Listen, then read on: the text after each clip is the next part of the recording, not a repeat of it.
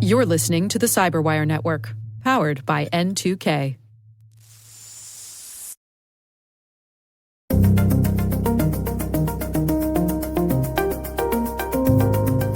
Getting visibility into what the criminal underground has stolen from an organization is really kind of the first step to post-infection remediation.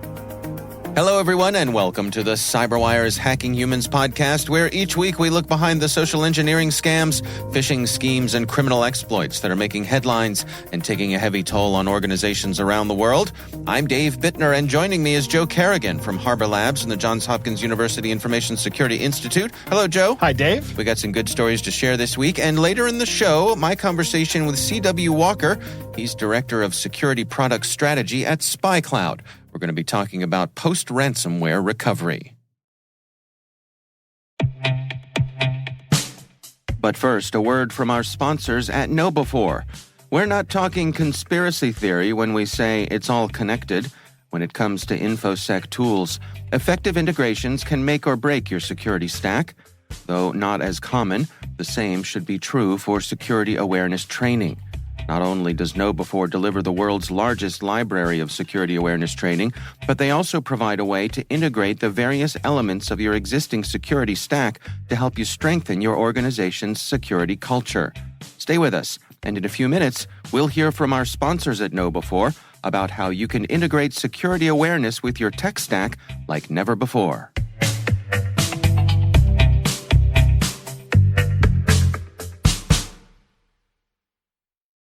All right, Joe, before we get to our stories here, we have a couple of items of follow-up here. Yes, we do. Why don't you do the first one, and I'll do the second one here, and we'll make our way. Dave, I want to put out a way to go, a kudos, if you will, to one of the big tech companies. Okay. And it's my least favorite big tech company, Okay. Facebook. Really? Yes.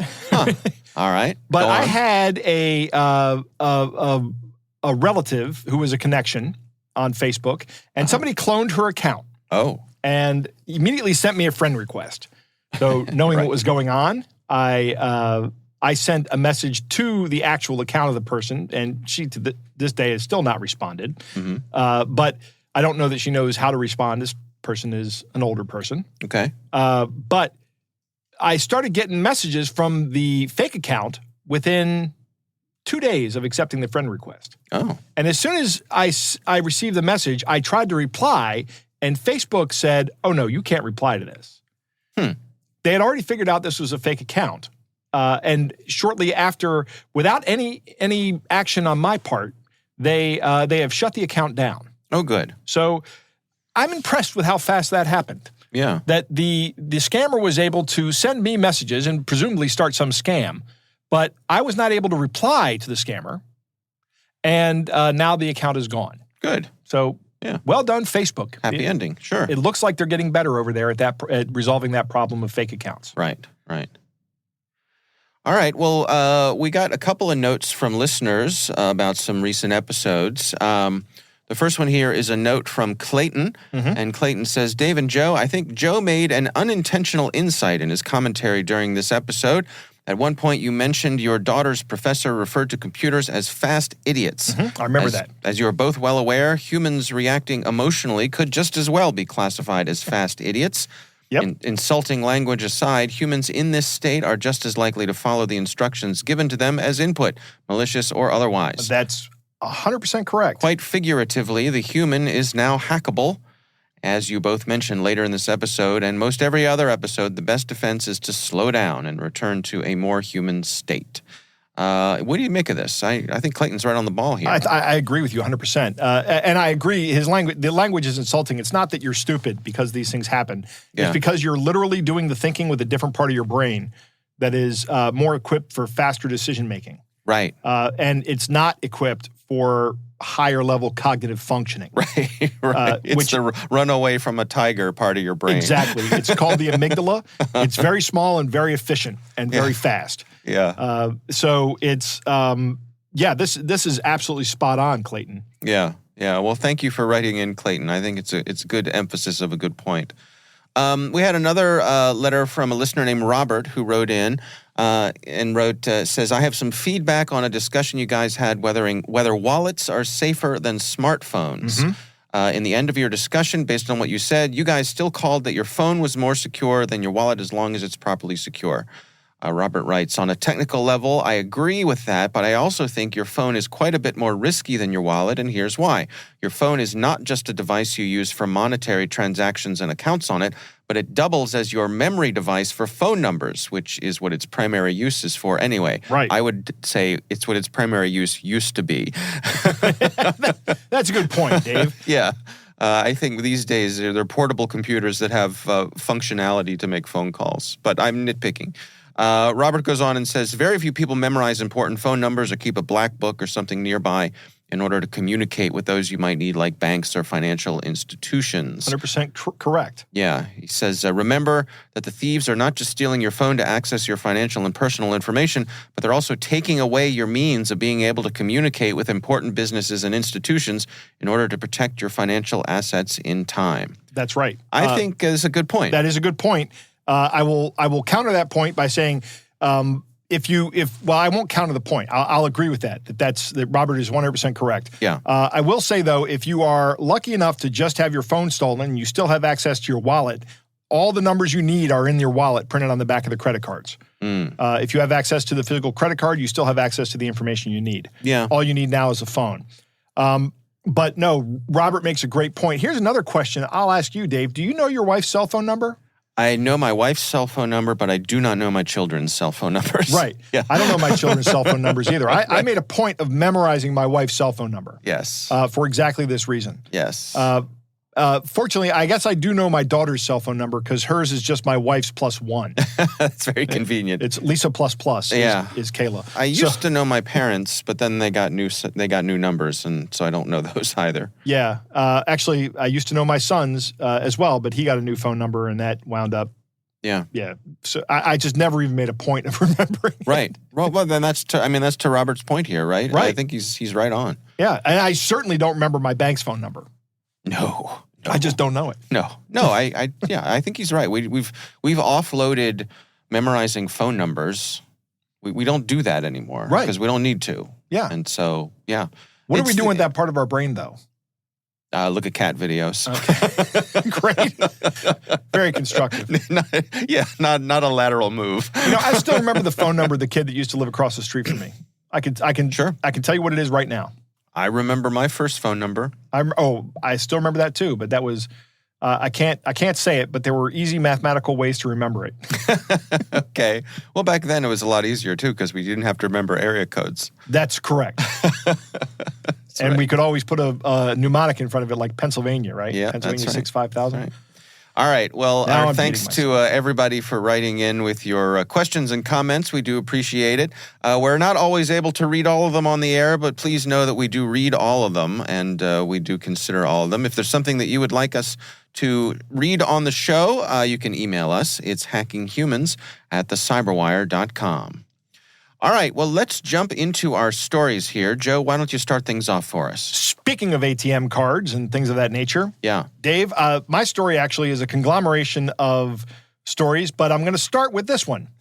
This morning, as we're recording this, my son found out that he had $400 withdrawn on his ATM card in a withdrawal he didn't make. Oh. Isn't that interesting? Yes. Now, here's what's also interesting. It was at an ATM close to our house. Okay. That we know about, that we use frequently. Okay. Because it's got an affiliation with our bank, and our bank is a little further away. So we just go to this ATM, and that's where we withdraw our money. Now, he made a withdrawal there last week. And then the money disappeared from his account yesterday or this morning or something. This morning is when we noticed it. Yesterday is when it happened. I asked him, does your card have a chip in it? Yeah, that's what I was going to ask. And he said it does. Oh. So he called the bank.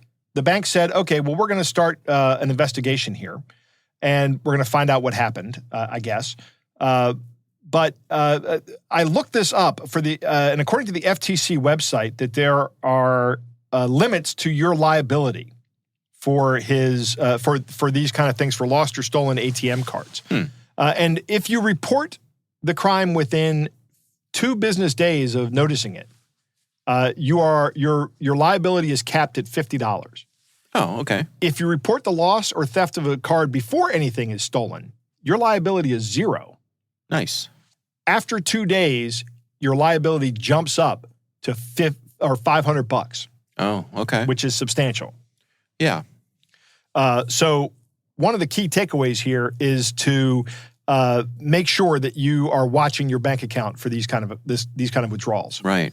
I don't know how this cloning worked though, because we walked over to the location that this place is. Yeah. Actually, we drove over. We could have walked, but I mean it's really close. We drove over, and I walked in, and I pulled on the little cover of the where the card goes in, and then I asked my son, "Was there anybody standing around you when this happened?" He goes, "No." I said, "Does everything look the same?" And he goes, "I don't remember. Right. Maybe the cover was green. You know, the card slot cover was green." Why would you make note of Right. any Why of would that? you make note of it? Right. Yeah, he doesn't know. I said, was anybody around? I did ask if anybody was around him. I think I've already said that, right? Yeah. But he said, no, there was nobody around except a security guard who was not close enough to see him enter his PIN. Okay. So there's some other means of them garnering his PIN from this. So I did a search on similar stories, and I came across an interesting consumer banking scam. This is from ABC News 7 out in San Francisco. It's by Michael Finney and Renee Corey. And this is a similar scam. Well, I don't know if this is similar or not, but what these guys are doing is, and I noticed this feature on the ATM where my son was, we think he had his card skimmed there, and we know that's where the transaction was conducted, the fraudulent transaction. So the money that was taken was at the same location that he had last used the card? Yes. Interesting. That is interesting, isn't Yeah. it? I didn't make that clear, did I? Did you notify the store? We did. We actually told the manager. We walked in there and discussed it with him. Okay. And he said, well, I'm going to turn this thing off right now and have the company come out and take a look at it, do an inspection of it. Oh, okay. So I wonder if there's security footage that they could look at. there might be. Yeah, interesting. There is a camera on the device. Sure. But one of the other features on the device, on this machine, is it has the tap, the near-field communication tap. Mm-hmm. And this story depends on that feature being on the ATM.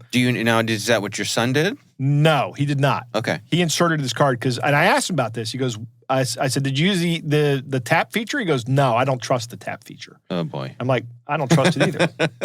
You don't? Why not? Why don't you trust the tap feature? Because what information? It's tokenized. No, is it tokenized feature? Sure. Is it tokenized in the card tap? It's my understanding. Okay, well then, maybe that's better. I'm sure our listeners will let us know. They will let us know. I'm sure we have some PCI guys out there right now screaming at their radios. Right, exactly. Radios. Who is right, but more importantly, who is wrong?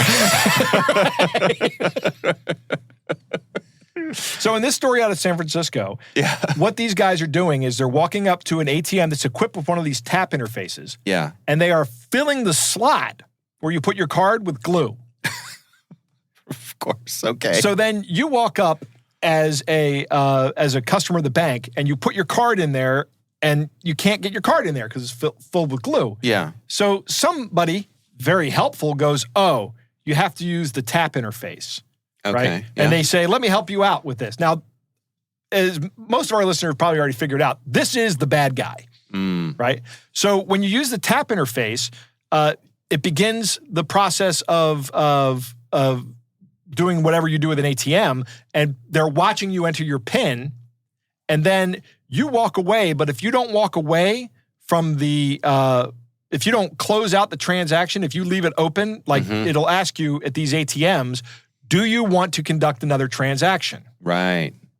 Right? These are Chase ATMs. And I'm going to name the company Chase because they're named in this article here. Okay.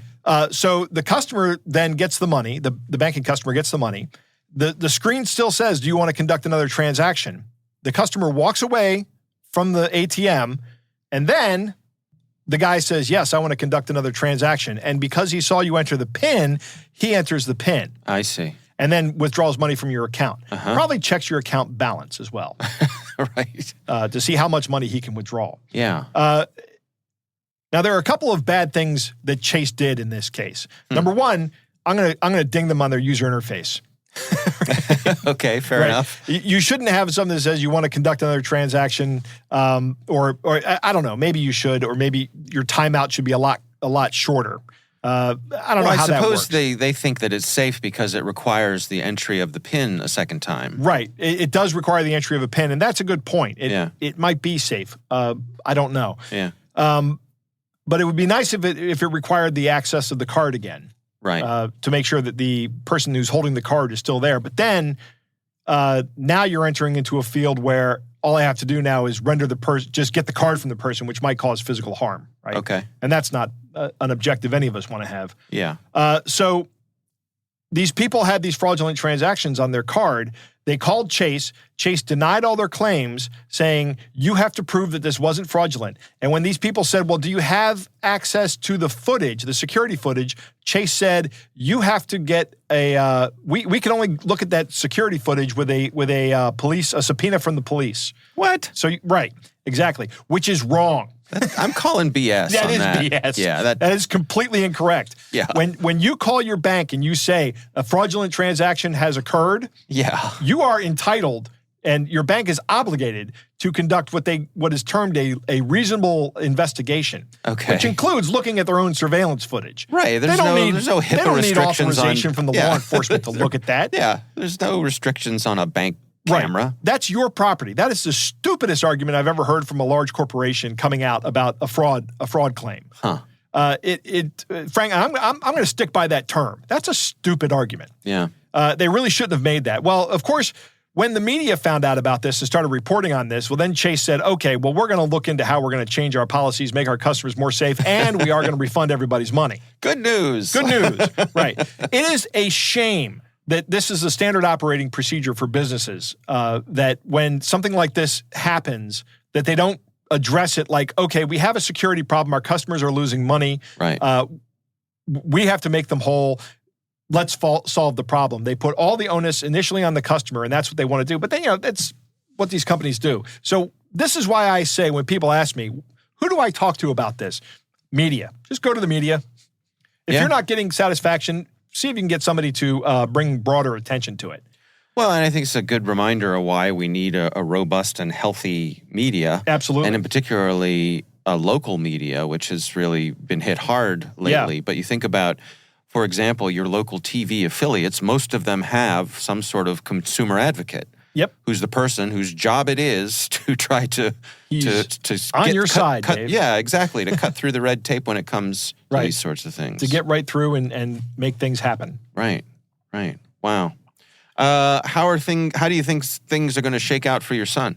That's an excellent question. I hope that they shake out well and he only is at a loss for $50. Okay. But it's $400. It's not a big amount to lose, but it's still significant. That's all. Yeah. It's a significant amount for a young person to lose. Yeah. I would be upset losing I'd be very angry losing $400. Anybody would. Yeah. I'd be like, let me see the picture.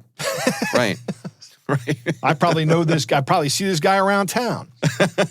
Right. Where's my $400, buddy? You'll be a stakeout. Right. You'll be hiding behind the ATM waiting for the next person to come by. It's in a pharmacy, so I'll be hiding behind the makeup counter. Okay, great. For him. That's not at all suspicious. Right. Who's that man crouching behind the makeup counter? Why does he have a crowbar? Yeah. And that, ladies and gentlemen, is why Joe was no longer the host of Hacking Humans podcast. All right. Well, that is a interesting story there. You'll have to keep us up to date on what happens with your son, if he gets any justice here or not. Also, we're going to put a link in the show notes to the FTC site that outlines your obligations, or your rights, rather. Good. The bank's obligations. Yeah. So, Joe, for my story this week, I want to start off by taking a little trip back in time. You will recall that we talked about stories where they were alleging in business transactions that people were using deep face voices to trick people in corporations, officers in corporations, to get them to transfer large sums of money. You and I had this discussion probably years ago, and you were dubious of it. I was dubious of it, and I believe I was justified. Yep. And I did some digging and was unable to find any actual evidence that this is what had happened. Right. It was one of those things where I think it was something that some experts had speculated on being a possibility, and then that speculation turned into, in someone's story, this is what probably happened. Right. And then it became a game of telephone. Right. And the next thing you know, that's what happened. Journalism, they call it. I never heard that. I like that. Oh, you never heard that term? No, that's good. That's when news agencies just start reporting the news of other news agencies. Yeah. So we were skeptical of that, and I called foul on it, and I said, I don't believe this has ever happened. But we both agreed that it was only a matter of time before it actually happened. Right. And I think we talked much more recently, like within the past 2 months, that I think I even asked you, do you still think this is not going to happen? Right. Well, You Joe said, okay. It's happened. So I should have made that a Joe Stradamus prediction. That's right. This is a story from Action News 5, which is out of Memphis, Tennessee. And it's titled, "A Family Targeted by AI Scam Using Loved One's Voice." So we talked about the increasing capabilities of these AI voice generators. Yes. And we've talked about, I refer to it as Robo-Dave, which is a version of my own voice that I've loaded into one of these, and it spits out a remarkably convincing version of my own voice. I thought it was you the first time I heard it. My own inflection, all that kind of stuff. Right. So it would seem that the scammers are on board with this and are making use of it. In this particular case, there's a woman who received a phone call from her daughter, who she thought was her daughter, and it was her daughter's voice screaming hysterically, "Help me, help me. Will's dead." Will is her husband. "Help me, help me." Yikes. And she was, of course, terrified. So they knew her husband's name. They knew this woman's son-in-law's name. Correct. Wow. Correct. So the phone call came in with her daughter's name on the caller ID. Okay. Oh, that's way more. Yeah. Right. Okay. So the call comes in with her daughter's name on the caller ID. She answers the call. She's greeted with a screaming voice of her daughter, what convinces her it's her daughter. "Help me, help me. My husband's dead. Help me." Now, the woman, the mom, right, was able to keep her wits about her enough that she hung up the phone and she called her daughter back. Right. And quickly established everything was fine. Okay. Good. Right? I'm very glad to hear that that's how it went. Yes. Did these guys call back again? They did not. Okay. They did not. But the woman the mom emphasizes, she says, "I probably would have done anything they asked for at that moment." And this speaks to what our listener wrote in about, saying, the whole thing about being, just having that part of your brain short-circuited. Shut down, right. Yeah, especially when it comes to your kids and your loved ones. They spoke to cybersecurity expert Marcus Sachs. I'm not sure where that person is from. We've heard that name before. I think we've talked about him before. I think he's been quoted before as an expert on our articles we've talked about. They said that these AI scams are rapidly spreading across the country. He says the criminals choose a victim and gather information like audio of a loved one's voice and public information about a tragic event. Then they craft an AI persona and they strike. Public information about a tragic event. So in this case, if you actually watch the TV news story version of this story, the husband, Will, had been in a terrible car accident within the past year and had serious injuries. Oh, yikes. So this was actually additionally pressing those buttons. In other words, the mom was already kind of emotionally primed that this is a possibility. These are horrible people. Yeah. So she had those pathways already wired up in her brain and ready to go. Right. That a tragedy could happen to this loved one. So fortunately, all's well that ends well with this gang. The family, the mom did the right thing. And kudos to her for having the peace of mind. That is amazing that she hung up the phone and called her daughter back. It is. It is. There's another little bit that I like here. They say that the family plans to develop a safe word to be sure it is actually their loved one on the other end of the line. I think that's a great idea. Yeah, yeah. Although I'd use the term code word because safe word means something else. It might. Right? Same sort of thing. Yeah, I mean, yeah. Yeah, this is amazing that well, actually, I guess I'm not amazed. I shouldn't be amazed, but I guess what I'm kind of surprised by, not really surprised, but unhappy with, is the speed at which this has moved. Yeah. We're less than 6 months away from these voice things coming out and ChatGPT going live on, anybody can access it. Anybody has access to these kind of tools. And here we are these are now becoming remarkably powerful scamming tools. Right. I don't know. I've already we talked earlier about similar stories that were not this advanced. This is really advanced. These guys did their homework. These guys are using open source intelligence gathering, artificial intelligence, phone number spoofing, and they're creating something that would probably get at least half the people out there to react immediately and not think clearly through it. Right. I mean, these are going to be really effective. Yeah. And I'm surprised at how fast that came to fruition. I probably shouldn't be surprised, though. I mean, these guys are motivated by money. Sure. Yeah. This also brings to the question, should we have large swaths of our voice out there everywhere we go? Right? Some of us have. That horse has left the barn. That horse has left the barn. I will tell you this, Dave. When we were talking earlier about the more simplistic versions of these scams, I said I'm going to go in and reach out to my family and tell them I'm never going to ask them for money, and I did that. I made I sent a text out to every member of my family referencing these capabilities and saying, if you ever get a call from me that sounds like it's for me and I'm asking you to help me with something, hang up and call me back. Right. I think that's the right thing to do. Yeah. I think that's the right message to put out there. Right. Let me ask you this, though. Let's just try to imagine your average person out there minding their own business, right? Someone who does not have their own podcast or whatever. How easy do you think it would be to find audio of anyone? That's a good question.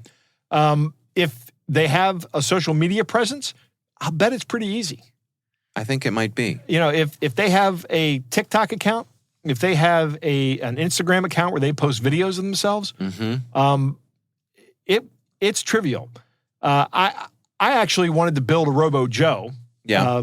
And found out that using 11 Labs, you have to actually pay $5 a month to build your own voice there. But that's a small price for scammers. But I don't want to pay it yet. That's interesting. I was able to do mine for free, but Were maybe you really? maybe they changed their policies. They people are building these. Yeah, interesting. Huh. All right. Well, I think there's more of this to come. This is certainly going to get worse before it gets better, if it gets better. So I think it's one of those things that we all need to do our part and warn our loved ones about this. Right. Especially if you have a podcast. Especially if you have a podcast. Well, it's the thing, though. I mean, part of what the deal is with these simulation tools, these synthesis tools, is that they require very little sampling data to do what they do. Yeah. It's scary good. Scary good. Yeah. All right. Well, that is my story this week. Again, we would love to hear from you. You can email us. It's hackinghumans@thecyberwire.com. All right, Joe, it's time to move on to our catch of the day.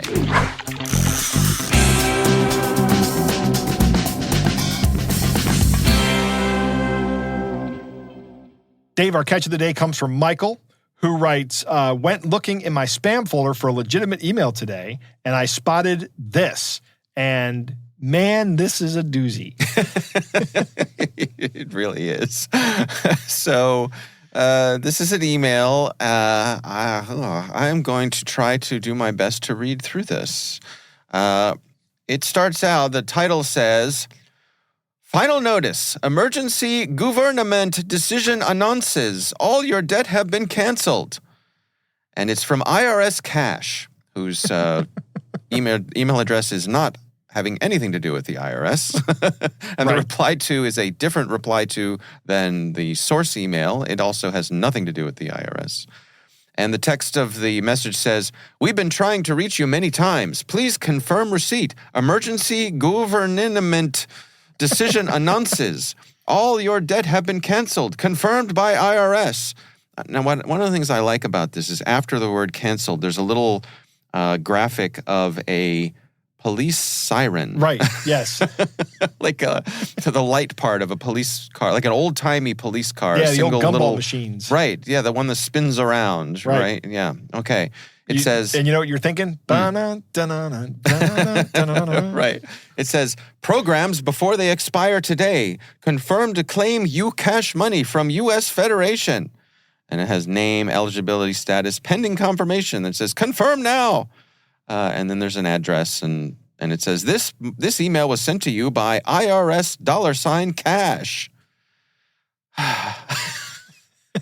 IRS $cash. Yeah. Is that's the people that work at the IRS, Dave. I guess so. I was thinking maybe it was a relative of Gene Simmons from Kiss. You know, he uses a $sign instead of S's in his name. So maybe Simmons. Maybe somebody of his. Yeah, I mean, is this just one that's so bad that it's just a filter? Yeah, Michael goes on to point out that he says, I know these emails aren't designed to fool experts. In fact, they're designed so that somebody with enough savvy won't respond and just end up being a dead end. Yeah. So, yeah, he's right. This is that's exactly what this is for. Yeah. Is somebody that is would believe this. This is the kind of person they want. Right. That's about as bad as they get. Yep. Yeah. All right. Well, again, we would love to hear from you. If you have something you'd like us to consider for Catch of the Day, you can email us, hackinghumans@thecyberwire.com.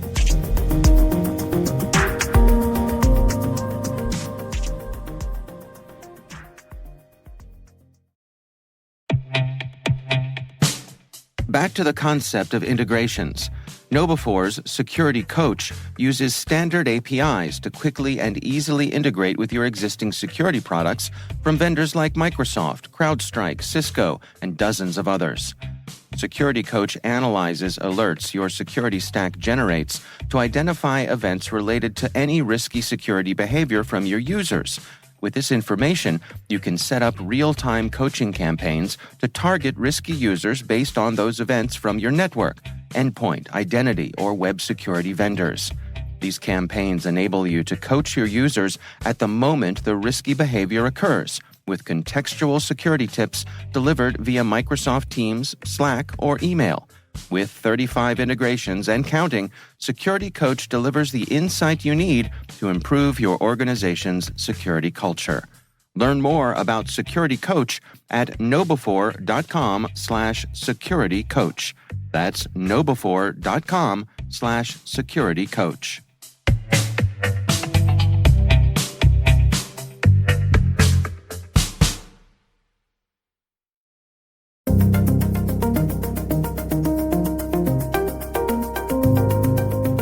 Joe, I recently had the pleasure of speaking with C.W. Walker. He is Director of Security Product Strategy for SpyCloud. And we're talking about ransomware and some of his experience when it comes to that sort of thing. Here's my conversation with C.W. Walker.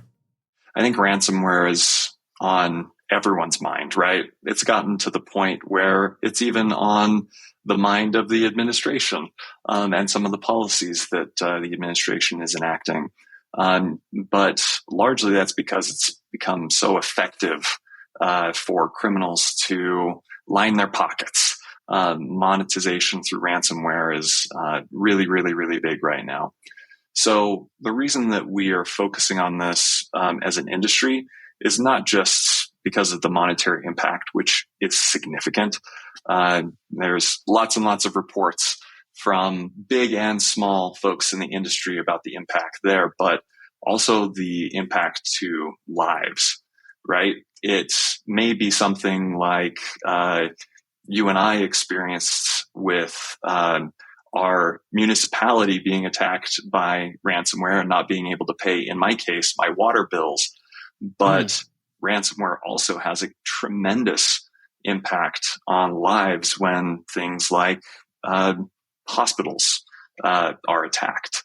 And so beyond just the financial impact, the human impact of these digital attacks bleeding into the physical space really kind of drives the imperative and the urgency of solving ransomware.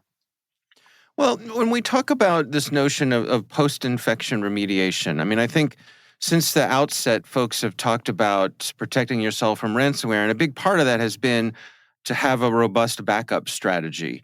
But I'm guessing that this notion of remediation, it's more than that. Yeah, absolutely.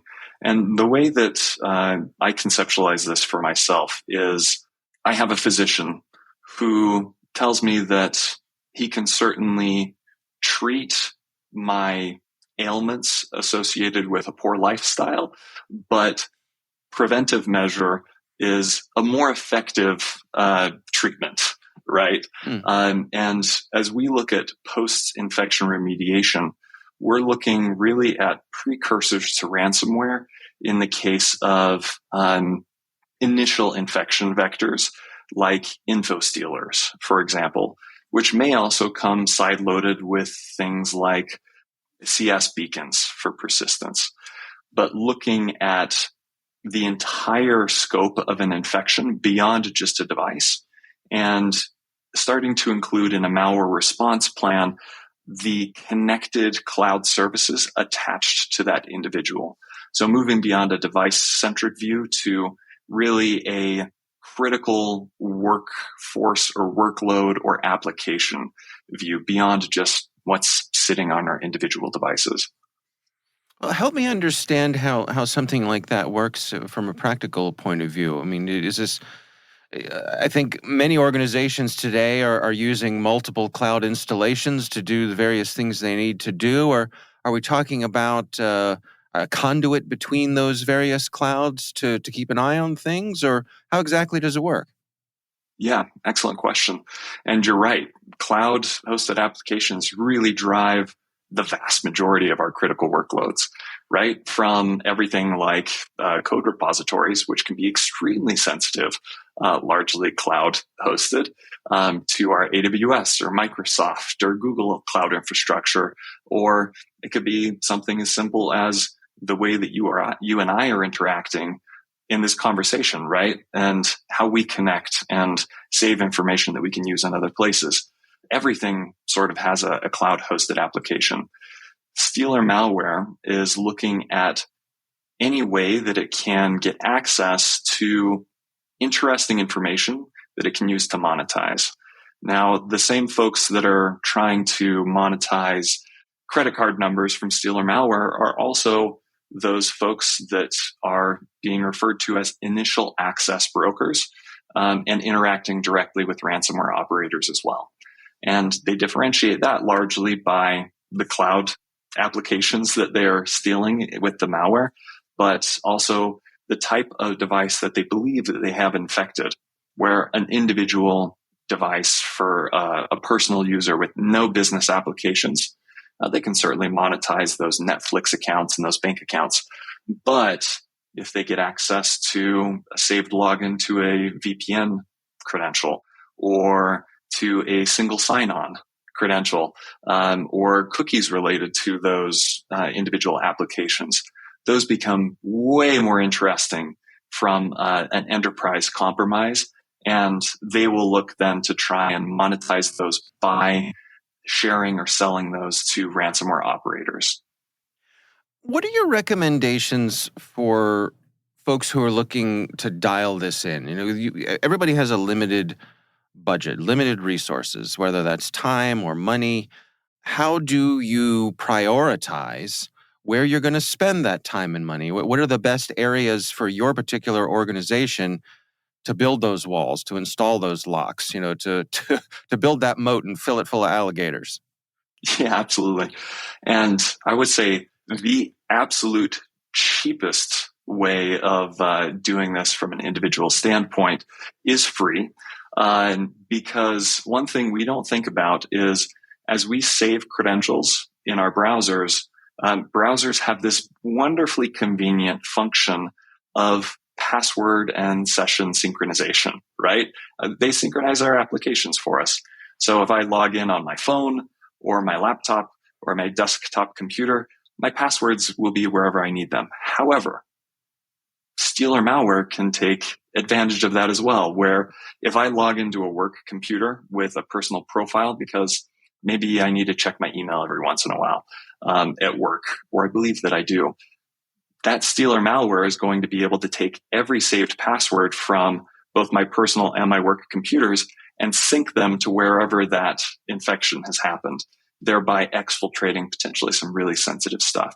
So disabling browser synchronization from an individual level is one of the first things that you can do. And enterprises should also consider policies inside of browsers that either allow them, if they can, to prevent that type of synchronization, or training to tell employees they shouldn't synchronize passwords.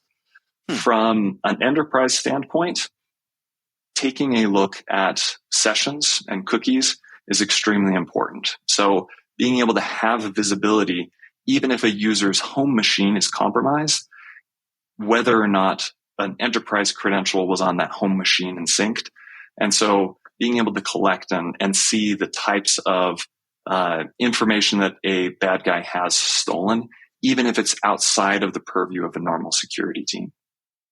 I feel as though sometimes organizations kind of want to have their cake and eat it too, where they don't want to spend the money and provide their users with a company iPhone or Android device or whatever, because they're expensive. So they say, oh, this is great, bring your own device and use that.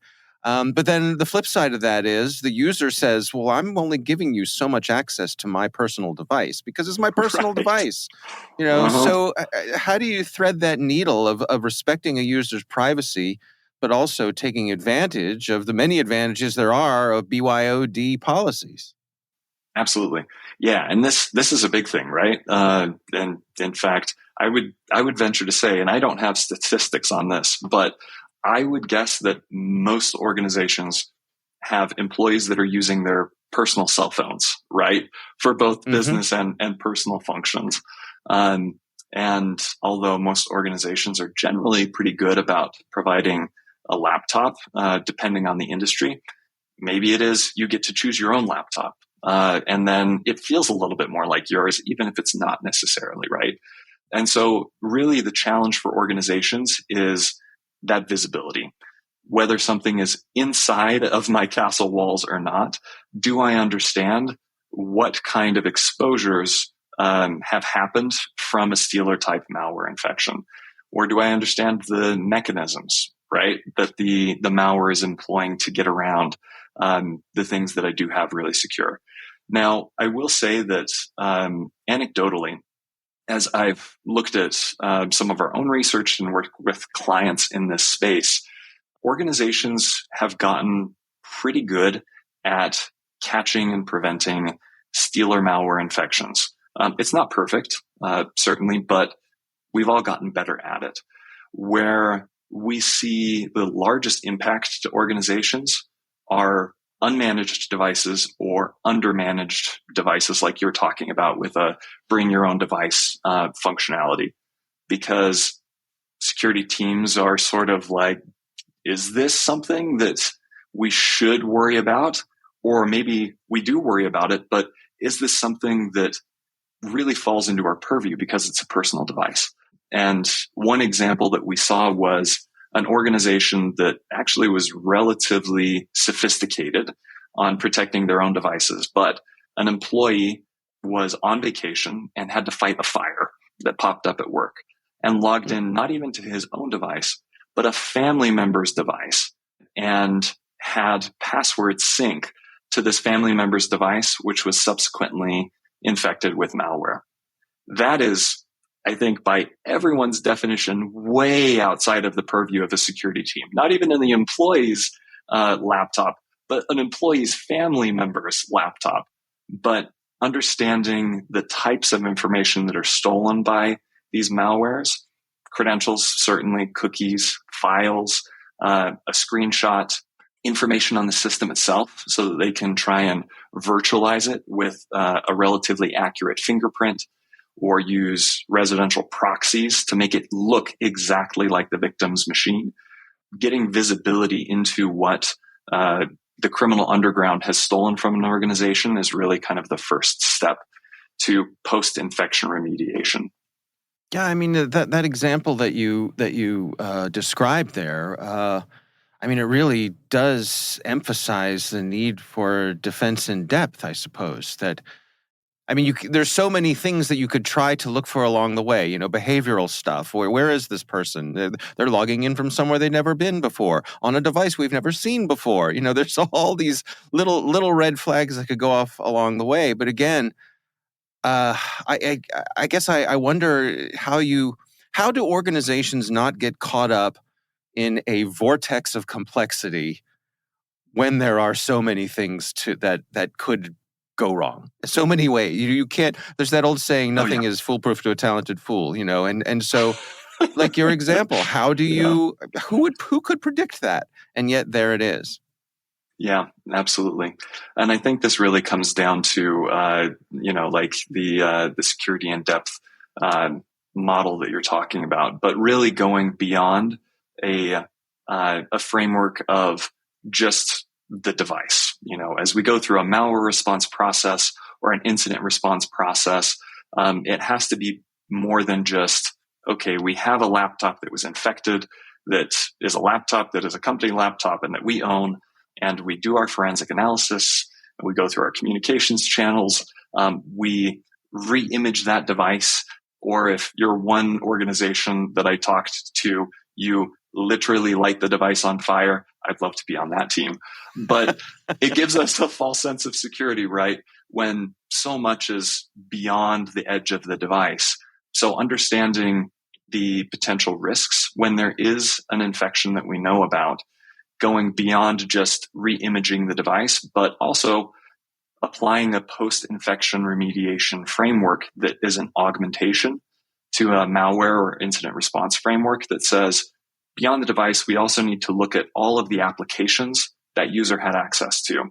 If it's sort of a sales-focused thing, Salesforce and a marketing platform, or if it's a developer, maybe it's a ticketing system and access to our code repository, resetting the passwords and invalidating any live sessions to those users, and then also going through the process of validating the data in the applications, the cloud applications to which that user had access, to validate that when they were infected, nothing was stolen or compromised, and if so, to go through that full remediation process, even in those applications that are beyond the edge of the device.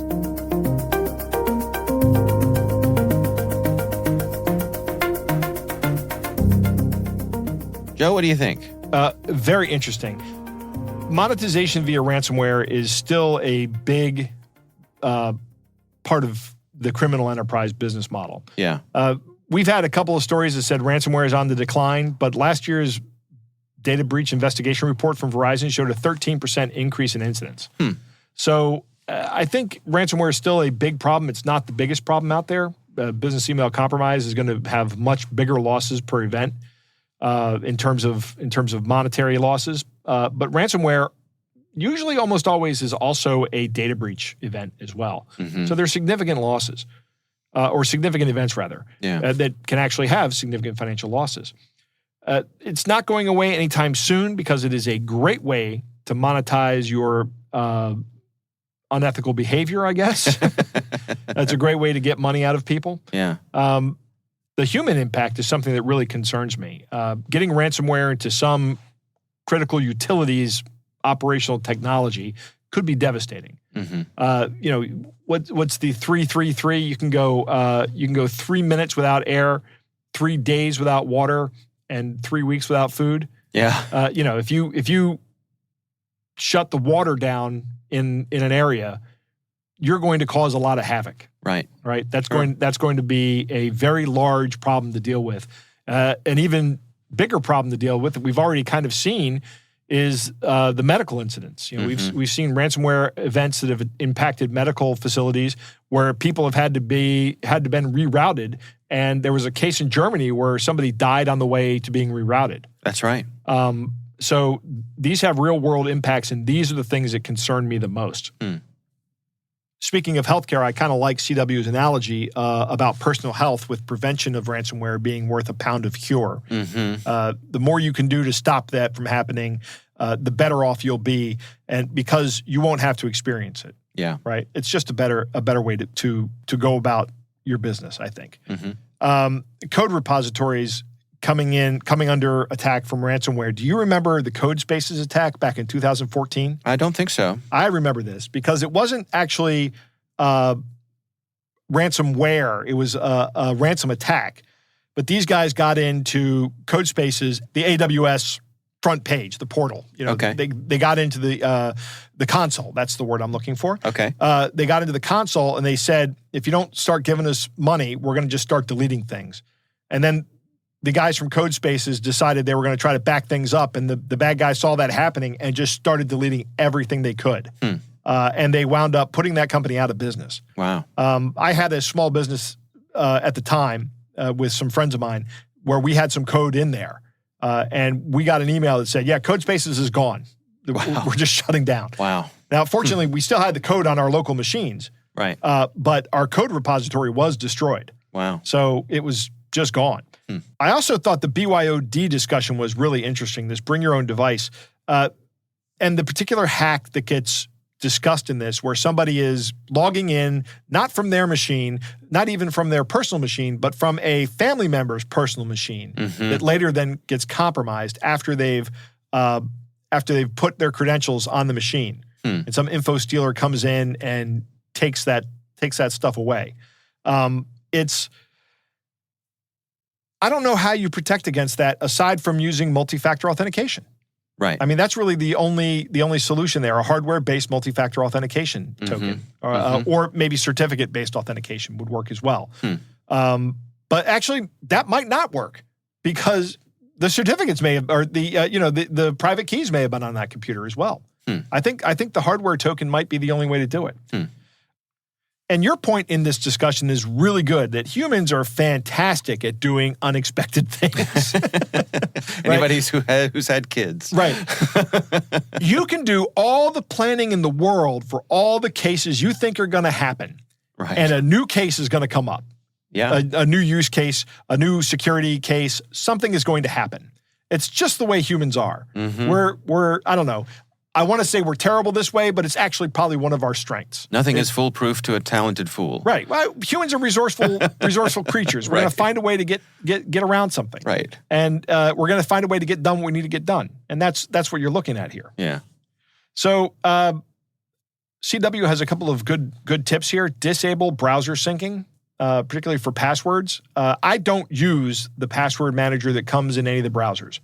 I just don't trust them. And exactly for the reason that gets talked about a lot in this interview. If there's an information stealer on your computer and it gets access to those managers, if it can get around the encryption that's in place, or if it can wait till you unlock it and decrypt it, then it's going to take the information. That doesn't mean that other password managers are more secure. That's also a risk factor with other password managers.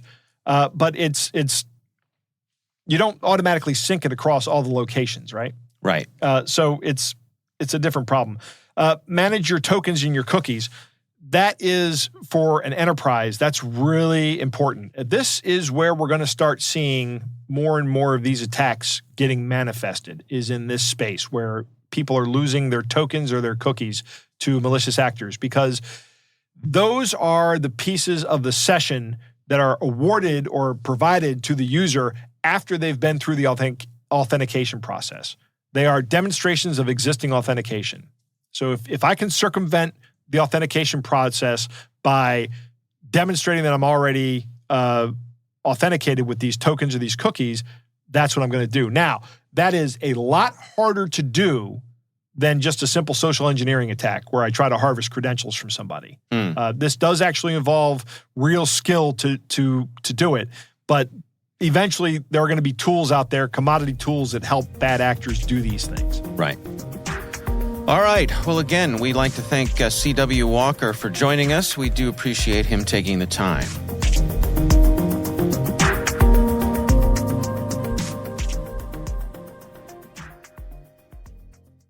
We want to thank all of you for listening, and of course, we want to thank our sponsors at KnowBe4.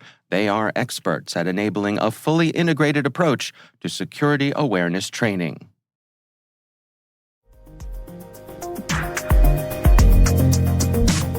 That is our show. We want to thank all of you for listening. Our thanks to Harbor Labs and the Johns Hopkins University Information Security Institute for their participation. You can learn more at harborlabs.com and isi.jhu.edu. We'd love to know what you think about this podcast. You can email us at cyberwire@n2k.com. Your feedback helps us ensure we're delivering the information and insights that keep you a step ahead in the rapidly changing world of cybersecurity. We're privileged that N2K and podcasts like Hacking Humans are part of the daily intelligence routine of many of the most influential leaders and operators in the public and private sector, as well as the critical security teams supporting the Fortune 500 and many of the world's preeminent intelligence and law enforcement agencies. N2K Strategic Workforce Intelligence optimizes the value of your biggest investment, your people. We make you smarter about your team while making your team smarter. Learn more at n2k.com. Our senior producer is Jennifer Iben. The show is edited by Elliot Peltzman. Our executive editor is Peter Kilpie. I'm Dave Bittner. And I'm Joe Kerrigan. Thanks for listening.